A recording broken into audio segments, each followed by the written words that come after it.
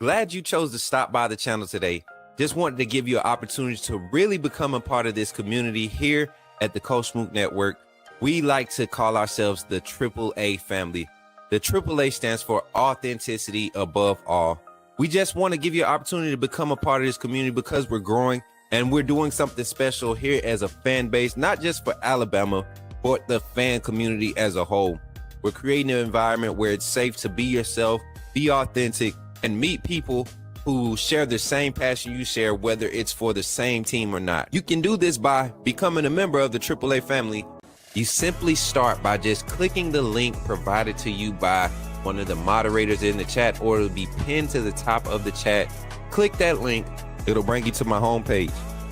When you get to my homepage, make sure you hit the notification button and turn on all notifications. Understand that there are multiple ways to support the channel, and each level has its perks. You can go through and read each perk. As we continue to grow, new perks will be added to each level. One thing we would like to highlight that all AAA members are greatly appreciated. It does not go unnoticed that you have taken time and hard-earned money to support this channel. Once you join, YouTube is going to ask for some payment information, and make sure you monitor your subscription dates. Also, if you really want to get interactive with the community and find out what's going on, think about joining our Discord family. This is where you can get into all the fan talk of the community, and also there are networking opportunities. Please be mindful that there are rules and that we expect everyone to treat everyone with respect. Also, if you're looking to partner with Coach Smook Network or sponsor, please hit us up at coachsmooknetwork@gmail.com, and our staff will get back to you in a timely manner. I'm your boy Coach Smook of the Coach Smook Network, and I thank you for supporting this channel.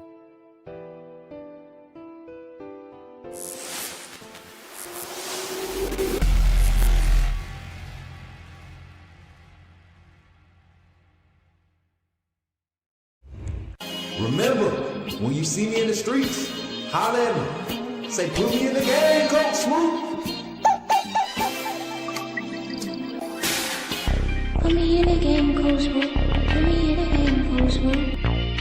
Like, share, subscribe. You know we keep it live. Put me in the game, Coach Smook. Put me in the game, Coach Smook. Put me in the game, Coach Smook. Put me in the game, Coach Smook. Put me in the game, Coach Smook. Put me in the game, Coach Smook. Put me in the game, Coach Smook. Put me in the game, Coach Smook. Like, share, subscribe. You know we keep it live.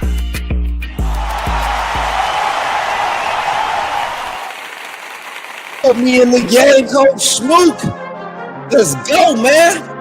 Come on, y'all, give it up. Give it up. All right, y'all, let's get into it, man. I don't have a lot of time today. We got a lot of things to get accomplished today. We're breaking down Alabama versus South Carolina. And I need to go. I had to reset my computer in the middle of the intro, y'all. So y'all give me 2 seconds, get set back up, pull all my tabs back up. Yeah, it got weird just that quick. So I had to reset that one. And then I don't even think it restarted. I ended up canceling it. All right, yeah, it's coming up. All right, we're good. We're good. We should be good now, y'all. Have no fear.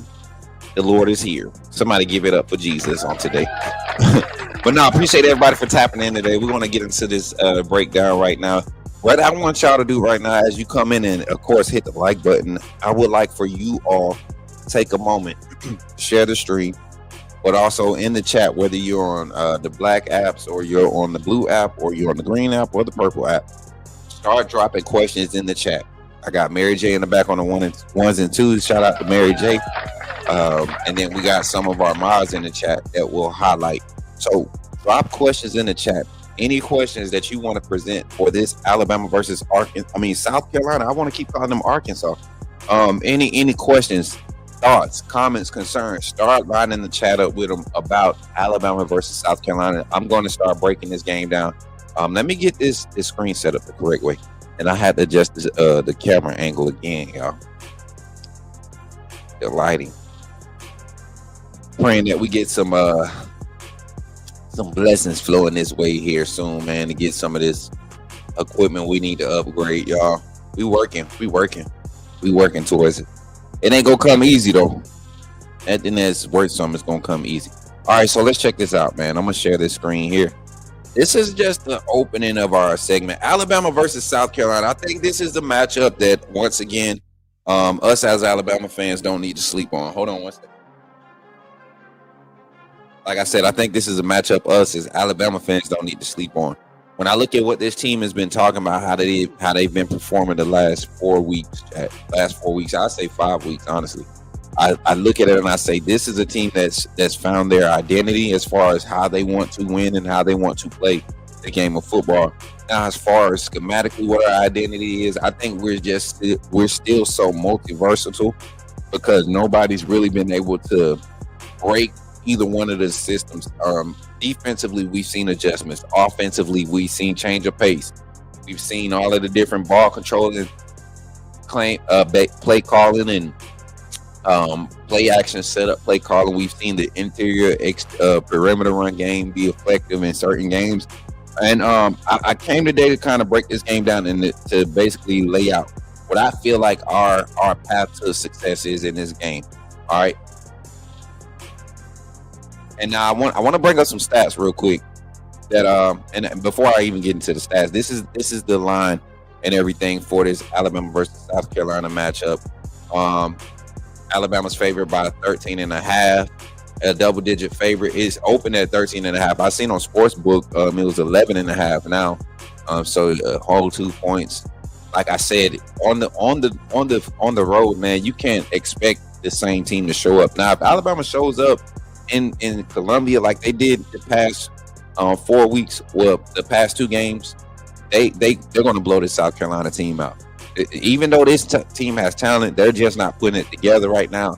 Shea Beeman and his defense are struggling to stop anybody's run game, and they're definitely struggling in the pass. You're talking about both offense and defensive efficiencies, and their rankings are in the bottom half of college football, not just the SEC, but college football. And offensively, they're ranked dead last in the SEC, and defensively, they're number 13 in the SEC. So this is not a good team overall as far as production, but like I said, any given Saturday, you can show up and lose one.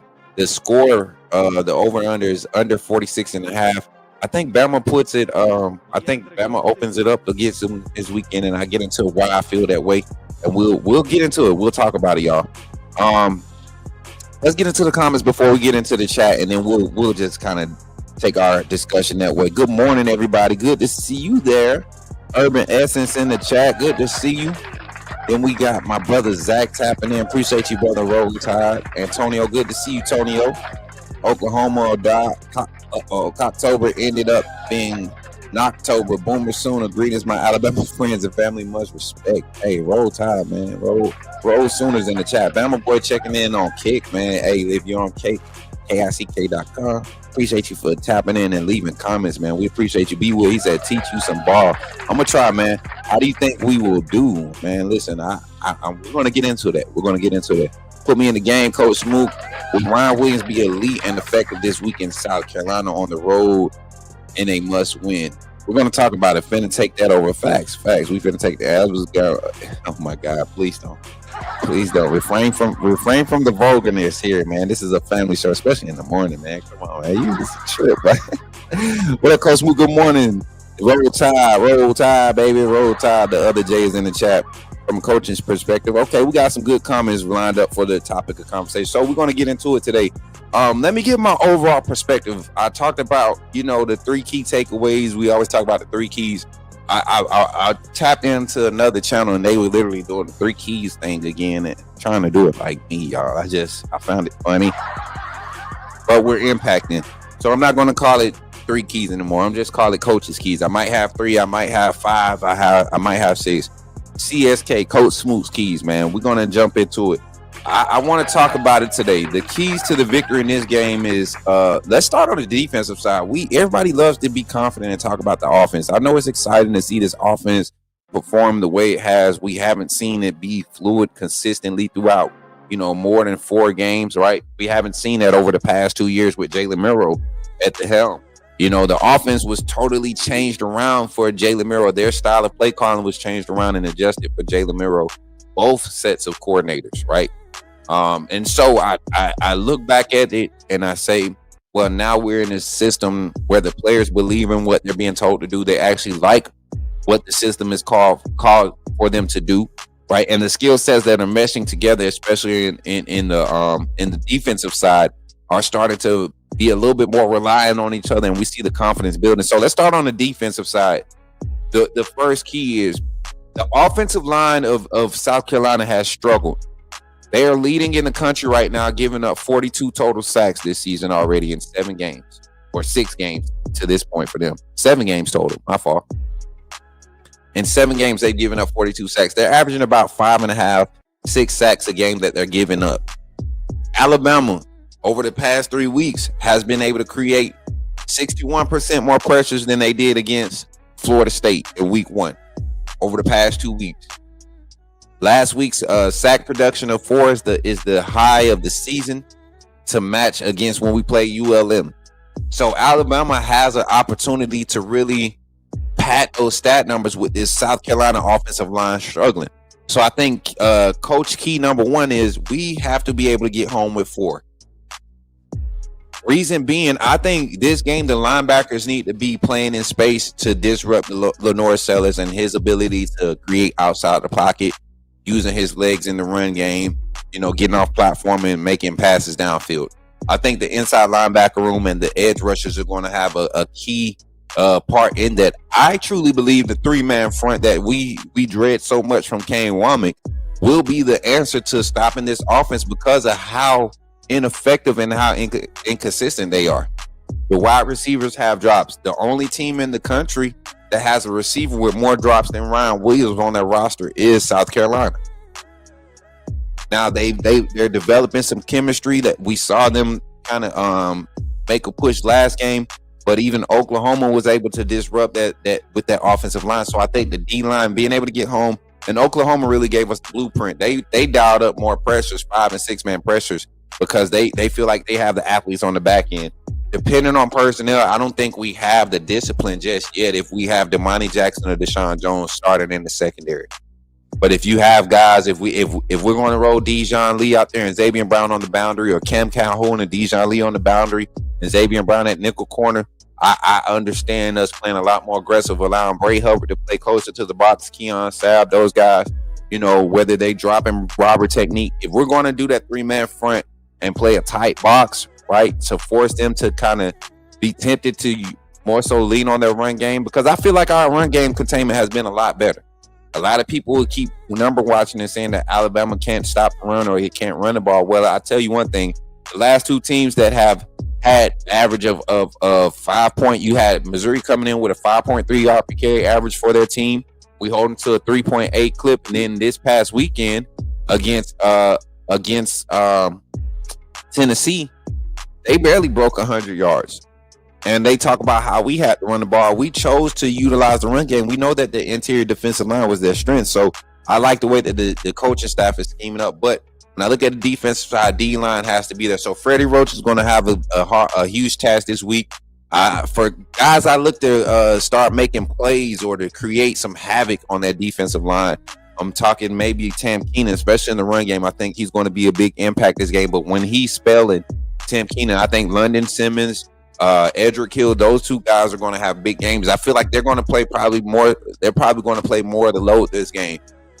Being that it's an away game, this is an opportunity to get some young guys, some more live reps, some younger guys on into the fall, especially if we're able to be explosive on offense and we're not able to sustain long scoring drives, but we're out there just scoring at a clip, 3 minutes, 4 minutes, 3 and out, we scoring again, 4 minutes. Like, South Carolina's defense is struggling. Now, I'm not saying this and being like we should overlook them. I'm just saying that what has been shown on film and what should happen in this game. I'm not saying we should blow them out, but the areas where they struggle, we have thrived. Their passing defense is second to the last in the SEC. We have the number 1 passing offense in the SEC as far as efficiency. I don't think total numbers. I think total numbers, like stats, we're right in number 2, number 3 in all major categories except for rushing. We're number 9 in the SEC right now. So we're right there in the middle of the pack as far as running the ball. And if you look at across the SEC, nobody's really dominating and running the ball good. This is not an age of college football where you're able to do such things. Because of the type of athletes you have up front, you have to try to, it's all about schematic. It's all about timing with your run game. So I think we're in a good spot with how our defense, our offense is producing, and how our defense is containing the run game. So second key for success, we're going to stay on the defensive side. I look at the secondary, the opportunities that we should be able to have this season. Lenore Sellers is a great quarterback, in my opinion. But once again, the offensive line is struggling. He will have some passes that are inaccurate. He gave, I want to say, how many interceptions did he throw last week against Oklahoma? That he threw 3? How many interceptions did he throw against y'all last week? Sooner. And what, Mary J, what comment you trying to get me? See, you keep putting it up on the screen. Let me see what it was. Alabama's going to, I seen that one. If Alabama stacks the box on Sellers, I don't think we necessarily have to stack the box on Sellers. I don't think you have to stack the box on Sellers. I think he struggles more when you give him a light box, and you bring pressure from outside the box. That's where he struggles at. See, a lot of people think that he struggles when you put like 7 or 8 on the line of scrimmage. Brett Venables does that in a certain way, but he can create plays. He'll find his check down when you crowd the line of scrimmage. He might guess wrong every blue moon, but he will make the plays there. I think he struggles when you bring the pressure to your second level, right? From the second level, when you got a heavy overhang, which tends to look like a light box, right? You might shift your Sam linebacker and the strong safety to split H back in slot type alignment between the 2 and 3. You might send both of those guys for inside outside or outside inside leverage type of alignment, and then walk them up from the second level on the pre-snap cadence and send pressure that way. That's where I see him struggling the most part, and I think that's where Kane Womack has an advantage, because you see our safeties in cadence, they stroll up to the line of scrimmage and bring pressure. So we're going to get into it, man. Now, the other key is secondary. We got to be disciplined in the secondary, because we're going to have opportunities to create turnovers. All right, we're at the 20-minute mark in this video. Once again, thank you. I got to stop real quick. If you have not liked the video on either platform, please take an opportunity to like it. If you're tapped in live, hit the like button, hit a reaction. Let me know where you're watching from so that we can acknowledge you. Don't forget, we have charitable donation opportunities here on the Coach Smook Network. You can donate through Cash App, Venmo, PayPal, at Coach Smook Network on all those platforms, or all those donation opportunities that help us support and keep going. Also, if you want to become a member of the AAA family, there's a link that can be provided in the chat by our moderators. Tap in there, type in there, ! capital A, AAA, and it'll bring up the link, and you'll become a member of the AAA family. So now back into the conversation. When I look at the matchups, man, that South Carolina has faced, as far as the passing game, a team that I think gave them problems and really handled them in the passing game, that I don't think has near the passing game talent or explosiveness that Alabama does, right? Okay, so it was the kicker that threw the interception, my fault. So even the decision making, that was another key I was talking about. That's going to be my last key, decision making. I don't think Shane Beamer makes the best decisions in big game moments, right? I don't think he does. We'll talk about that later on. But I look at the matchups, man, and each team that really handled South Carolina handled them in the passing game. Now, I don't know if Mateer was fully healthy, but he did not have an explosive passing game. And even though they won by 19 points, that game could have been, I think, a truly healthy Mateer and a more explosive passing game. That game had the opportunity to be like a 42-7 game. And I don't think Oklahoma's offensive line is as good as Alabama's, right? And so I look at some of the matchups. I compare our offense to maybe the likes of Missouri, right? And you saw South Carolina go on the road and play Missouri tough. South Carolina played Missouri tough. Now, do I think Missouri's receivers are explosive as ours? No, but the way that they like to attack in the play action pass, We do it similar. Ryan Grubb does it similar. Now, our run game is a lot more extravagant than what you're going to see. Extension of the run game is a lot more extravagant. But I think we're going to see the way that the way that South Carolina was able to pass against some of these defenses to stay in those games. We are going to be able to pass like their offenses. And I know we're talking about the defense, but I made these offensive statements because it is. You can't allow South Carolina to slow the game down and milk the clock and run the ball. So in order to do that, your offense has to be able to pass at a high clip. So with our offense having a strength, kind of like Missouri, kind of like Vanderbilt in the pass game, being able to do explosive passing game, it forces them to get sped up, and that creates opportunities for your defense to create turnovers in the passing game. I know y'all was like, dang, why is he talking offense? We just talked about the secondary. That's why. Because the offense can fuel turnovers for the defense. You speed their offense up. You put Lenore Sellers in 35 drop back situations where he's looking downfield. You give yourself a higher chance or high probability to create turnovers more so than him dropping or turn around and handing it off, right? And we know where Alabama's weakness has been, the explosive run game, not necessarily containing the run game, but when teams have found gaps, they have been explosive, right? That's where our weakness has been.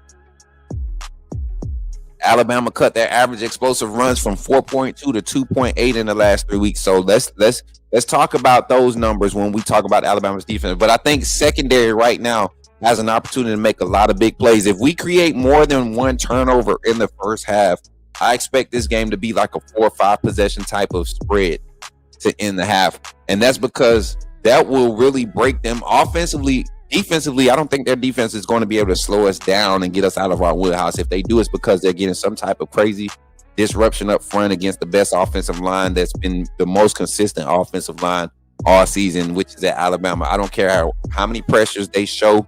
If your offensive line is keeping your quarterback clean to the point where he gets sacked 4 times, 3 of those sacks are on him or 2.5 are on him, that's pretty good when you're playing against first round talent week in and week out. But that's another story for another day. I look at the secondary: Dijon Lee, Ray Hubbard, Keon Sabb, Dre Kirkpatrick, Xavier Brown. These guys are very aggressive in attacking the ball in the air. Arid throws, we've seen Lenore Sellers have arid throws multiple times in multiple games this year. We saw it against LSU 2 weeks ago. We saw it against Kentucky. Even though they won that game, we saw him give that defense a lot of opportunities. We saw it against Missouri. We saw it against Vanderbilt early in the season, and even against Virginia Tech. And Virginia Tech played that game very, very sloppy. And Sellers he refuses to be consistent in the pass game. Now, do I think this is more so of him trying to carry all the weight type of thing? Yes. And if I'm Kane Womack, I'm not giving him a chance to slow down. So how we get home with the 4-man front is going to be huge. But the way that the defense reacts on the back end will cause him to be hesitant, especially if we get that aggressive nature of crashing down on all the underneath. Now, the bubbles, the quick screens, like we saw from Red Morgan coming out the slot. I think that's where we can utilize Cam Calhoun's skill set, because a lot of his interceptions came from him playing in the slot. I saw a guy on Twitter, speaking of, this guy named Marcos P. I don't know who he is, but he seems to reply a lot to my stuff as if he watches football. But I clearly showed y'all the film of Cam Calhoun, and we saw that man making plays from each spot in the secondary, minus the safety position. But the slot corner, the boundary corners, he made spots on plays on both sides of the ball playing that slot. So for him to try to limit Cam to the boundary, that's crazy. For him to think that Cam is just a boundary corner. So that's key number 2. And key number 3, I'm gonna just kind of round this out for the offense as a whole, because I think where our strength is, which is in the pass, and that will be the catalyst for this game. But we've seen Ryan Grubb, even in the Missouri game and in the Vanderbilt game, you've seen Ryan Grubb come out with an assertiveness to enforce the run game, right? Enforce the run game. And South Carolina has not been great in defending the run. Now, they did good against Oklahoma, but I don't think Oklahoma has very much confidence in their run game. But they did not do good against Vanderbilt. They opened up. Vanderbilt was able to open up some explosive runs. Let me pull up this little this chart here for them. I want to talk about Vanderbilt because they did it by committee. I like the fact that Vanderbilt did it by committee, because it kind of resembles how Alabama has to do it with our run game. I'm going to pull up these stats. So Vandy had 146 total rushing yards, which is not explosive, right? That's Alabama's done that the past few weeks, 125, 150, close to that range. And Diego Pavia, even though he had an efficient game, he still had a turnover, right? I look at this game rushing wise, Alabama averaging 4.3 yards per carry right now per game, 4.3 yards per carry. Before Jam Miller came back, we were at 3.8, right? South Carolina is averaging, giving up 5.1 yards per carry this season. If Alabama could hit their average of 4.1, 4.8 on a consistent basis, we're ahead of schedule. But we're putting and then on the other side of that, now that I'm saying it out of my mouth, pause, right, and I'm saying it out loud, if South Carolina is giving up 5.1 and we're averaging 4.1, which one of those averages is going to play out in the strength? I think 5.1 is a lot to be giving up. We complain about Alabama's defense giving up an average of 3.9 right now, right? With all the explosives, and South Carolina will give us some explosives. You had a 44-yard rush by Lassiter against them, right? 15-yarder from Cedric Alexander. Hoskins had a 15-yarder in that game. Caleb Barnett had an explosive run. So it's not crazy to see this team run the ball, get explosives ran on them. I think in that game, now that I'm thinking about it, Pavia made a lot of bad decisions keeping the ball too. If I truly think about it against South Carolina, I think Pavia made a lot of bad decisions keeping the ball. Y'all let me know your thoughts. Let's get in the comments now, Mary J. So those are my three keys, man. D-line has to be able to get pass rush, close that pocket. Lenore Sells disrupt him. That's number one. Number two, secondary has to be opportunistic. Show up, make the plays. I don't know if we're going to see a lot of lock man coverage. They got Nick Harbor, the 6'5" receiver at South Carolina. He's going to be a problem to deal with. They got Lenore Sells' little brother. He was getting a lot of targets last game, and he's doing work out the slot. That chemistry there. So guys are going to have to be on their P's and Q's and be physical in this game. Make sure that we play a clean game. We are in South Carolina, and we know how it gets in South Carolina with those yellow flags. And then the third key for success, the run game does not have to be explosive. If we just can hit our averages, that might indeed be explosive. If we're just able to execute in the run blocking, I think that sets it up. The pass game, I don't think South Carolina has enough to really stop the pass game. They might disrupt it one or two times or maybe one or two drops, but to stop it, to contain it, we've yet to see a defense do such. And we've seen more athletic defenses before this game. If Alabama shows up and make this a faceless opponent, doesn't look at records and play like they showed up to play against Georgia, like they showed up to play against Tennessee, this is a blowout game in my opinion. South Carolina is struggling that bad. They're struggling that bad. Let me get in the comments and see what you all got to say. Mary J got some star comments. Let's see which one. She said, Zach said, from a coaching perspective, and I'm going to get this off the screen now. From a coaching perspective, how do you keep a team motivated? Oh, that's ball scratching. How do you keep a team motivated and focused after 4 straight weeks of ranked teams to now play a team that is struggling and not let the complacency creep in? It's not the coach's job at this point, Zach. We're at the point of the season. We're 7 games in, right? My job as a coach is to make sure that schematically I have you prepared for every opportunity that we present. And then that's another job that my coaching staff has. We have to create more opportunities to see more players be productive. And how do you do that? The early reps and practice is what matters. So you can't be complacent in your evaluation. That's how you keep players on their P's and Q's, because if a player just went off, let's just say this is an example. Let's just say, and I don't think this will ever happen, but let's just say Jeremy Bernard is on a high horse because of his games the last 2 weeks, and he comes into practice, he's not going through the blocking drills right on the receiver side. He's half telling and catching the ball with one hand, jogging through routes. And then you see the likes of Jalen Hale get an opportunity in practice, and he's going hard in his drills. Then he gets out there, and the one play that Jeremy Bernard thought that Jalen Hale was going to just run for that rep, Shep continues to keep him out there. Coach DeBoer continues to keep him out there, and then he builds on that for the week, right? That's how you keep the complacency out. Make sure everybody knows that everybody can still be replaced, and we only want guys that understand the mission. That's how I go about it. from a coaching standpoint, and I think that's how the staff has been doing it. We need to control the explosives. Great insight. I mean, great question though, Zach. Appreciate you for that. What we got? We got about 15 more minutes. We need to control the explosives. Play tap down. Wait, hold on. We need to control the explosives. Play top down quarters / cover 6 with alert. Man, stop trying to act like you talking football. You know what? It's funny that you say that because the very thing that you're asking for is what we see a lot. We see more base cut. We see more 3-match concept on the boundary, right? And you see a roll cover 6 underneath, whichever side we roll from the weak side and roll to the strength. That's what we've been seeing in a lot of our drop zone coverages. I like how you tried to get in here and tried to pull your little NCAA little play calling book out. I appreciate you, man. No, let me stop, man. You talking some good talk though. And I wouldn't alert no glance post. They not sending anything across the middle, and the way that our linebackers are playing, you get key in them alert, man. You don't allow them to be aggressive. We haven't seen a lot of linebacker key changes or linebacker kill calls with this defense this season because guys are trusting the first call.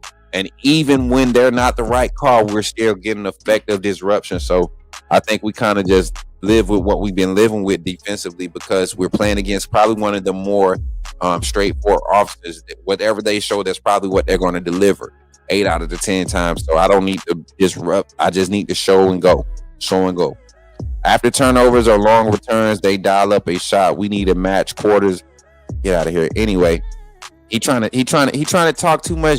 Like trying to talk deep, man. You act like that preacher you acting like that preacher that's trying to make the grace, say the grace, and he just can't say grace. But yeah, Bama should be the number 2 team in the country. It's the only game left on our schedule that has us concerned. Oklahoma better stay awake. We're going to talk some Oklahoma this week. Oklahoma better stay awake. They got a few matchups coming up that I think going to be kind of interesting for them. Do we put a spy on their QB 100%? That's why I was saying this concept here. Let me pull this up. That's why I said this concept here. I think you pull away from the assets and you allow sellers to create in a lot more space, right? I don't want my cover 6 underneath with my linebackers. I want them literally. We're going to spy one and we're going to get the other one, the hook curls, whichever one we're going to drop them. If we're sending them. But I do want my spy. I feel like the defensive line can be disruptive enough to where you don't have to get extravagant and mix up so many coverages. I think a match 3 set, meaning it can turn into man if the flow turns into that, a match 3 set, both over top and underneath on second and third level. I think a match 3 set will be a safe enough call with the way this offense has been performing. Accuracy has been an issue for them. When you're in match 3 sets, you give your corners the ability to kind of shade off or sag off and then press up or play off and then undercut underneath. You give them the opportunity to play underneath and bracket if they get a deep crosser concept that doesn't have anything releasing underneath. So it's a lot of things in the match zone sets, not just cover 3 match, but match zone sets. Meaning I could be in cover 2 underneath and cover 3 on the back end and it still be a match zone set. Our first drops are to these areas though, flats, curls, middle read. If you run a robber concepts over top, you can see a lot of those different things this game just based off of everybody else has had success playing against them. What a twister. He said, what a twister. Expect running back and wide receiver tunnels and tight end delays on answers to simulated pressure. D-line must retrace corners, trigger outside in, and we rally with clean leverage. B-Wood, I need to talk to you, man. I'm just sharing what I see from their offense. I mean, I don't, but you're just calling out stuff that defensively that if you say cover 3 match, those are basic concepts that you utilize and mechanics that you utilize every time you call a play or snap the ball on the defensive side. It's like you're stating the obvious. We're talking about just this in particular. All right, let's look at personnel. I think this game right here,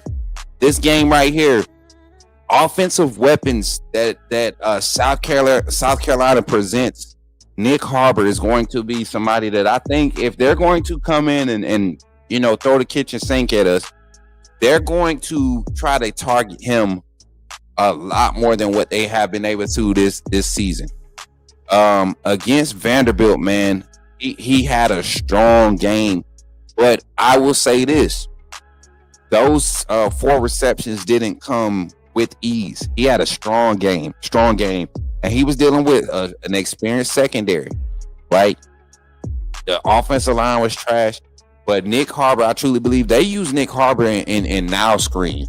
6'5", 225-pound receiver, right? They using them in now screens. So guys like Damani Jackson, when you're out there with your opportunities, you can't have bad leverage. Just like my guy B Will was just saying, you can't have bad leverage. You can't play inside out and miss an ankle tackle in that big body. And he's a fast guy. I think he runs a 4.4. He's a 10.4 100-meter guy, right? Stride is crazy. So I look at it and I say, man, how do we play it? Well, of course, I think you will see a little cushion on the boundary, especially if he's in ISO. I don't think you'll see anybody pressed up. Even Dijon Lee, I don't think you'll see him pressed up. That's not smart. You want Lenore Sellers to have to read the field. Don't give him a one read option, right? Make him think about going somewhere else other than his first read. So I think the personnel-wise, Nick Harbor can present some problems for us. And how do you counter that? Of course, like I said, Dijon Lee, I believe, will be kind of like the primary asset that you lend to that frame, right? Well, he's shown that he can match up with the big body receivers.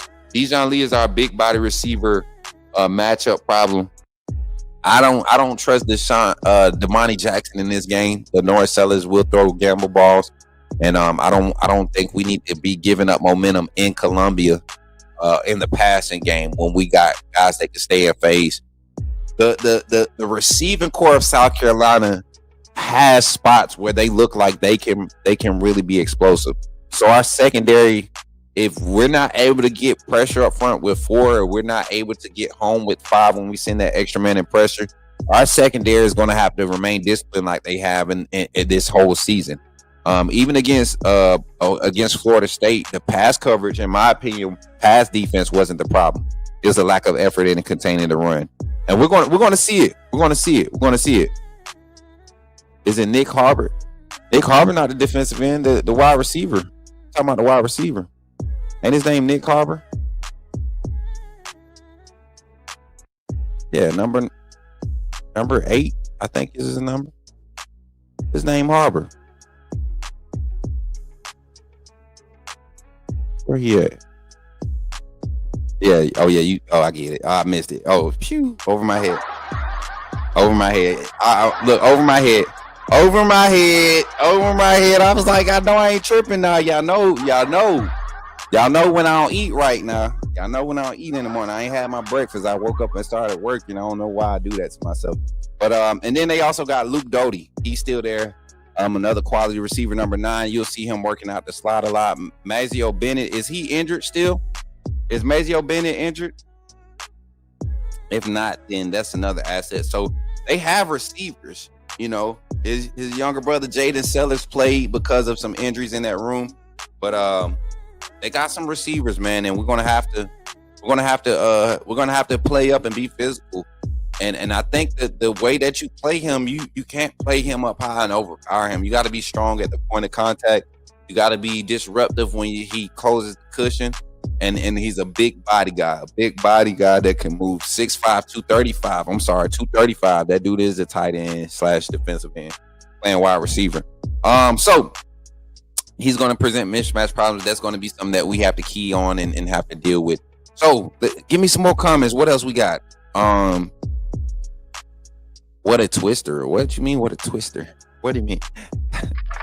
Appreciate y'all for tapping in today, man. We had some viewers come in. I didn't plan on being here long, and appreciate the reactions on YouTube, on Facebook. Post-practice report. Let me check my DMs real quick before we get out of here, chat.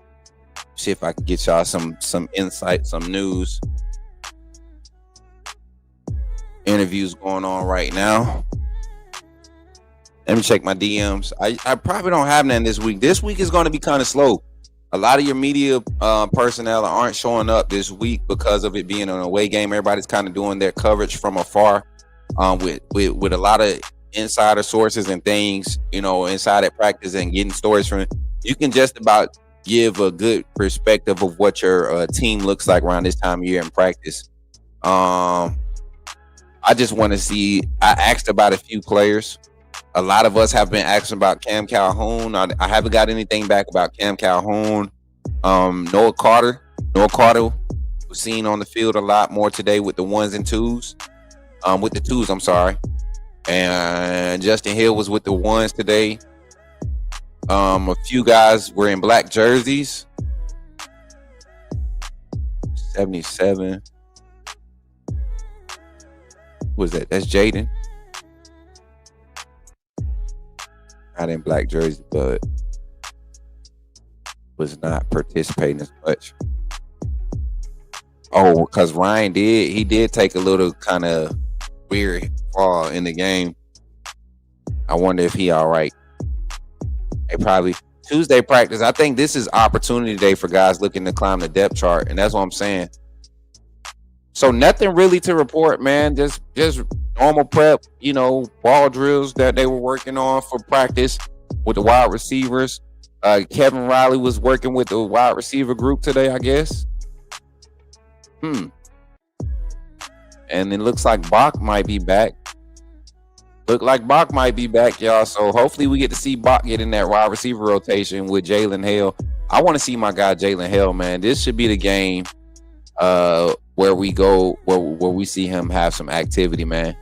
Brandon Reinhardt sent me a message after the loss to Florida State. He said, "Do you see us still going to the playoffs?"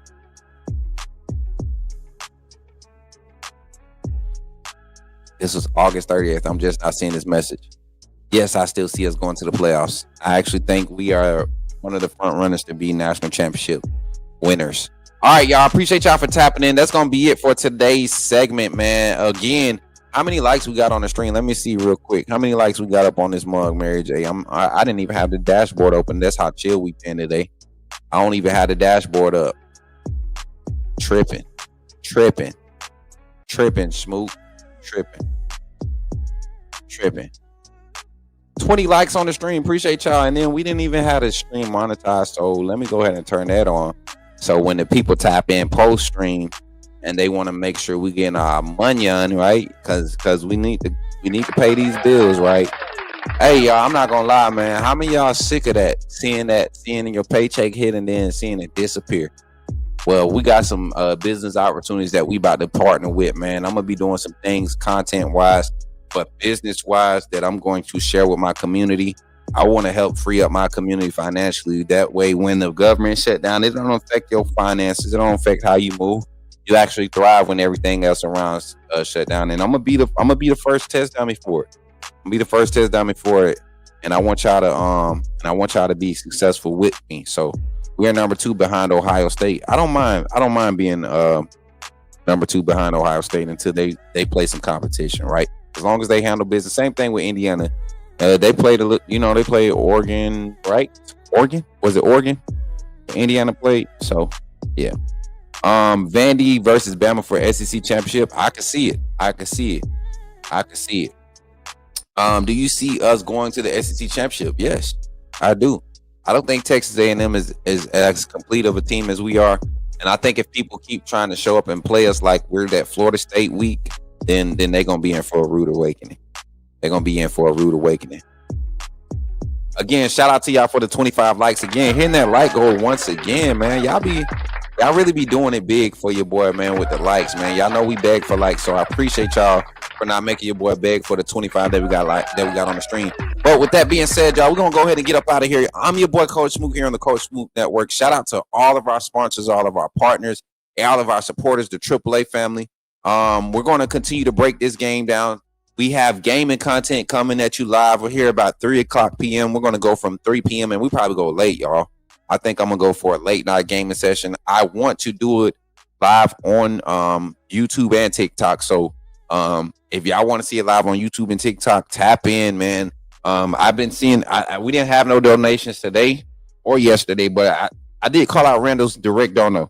Y'all know those direct donos, man, they go a long way. So we were able to extend our subscription for our clips that was able to produce the clips for the show yesterday. We have another personnel, doing some of that work for us, but we also use Opus Clips. Shout outs to Opus Clips. They're actually an affiliate. We're actually an affiliate with Opus Clips. They've been doing and providing all the shorts and things that we've been utilizing. We're able to customize them and edit them on that. Community night tonight, man. Go ahead and spread the word. We'll be live at 3 p.m. Central Standard Time. I got to go to the gym. I got to get my first workout in.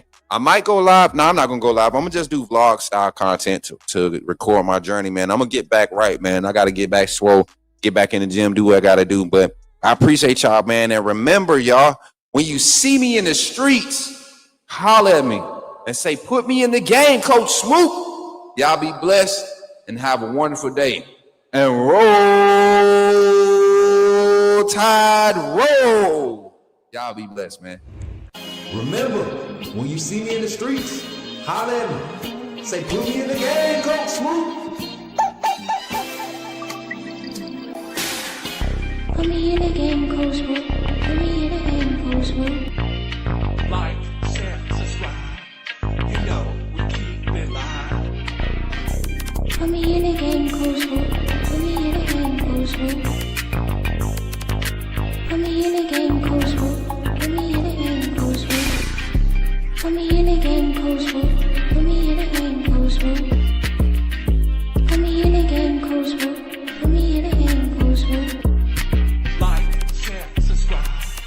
You know we keep it live.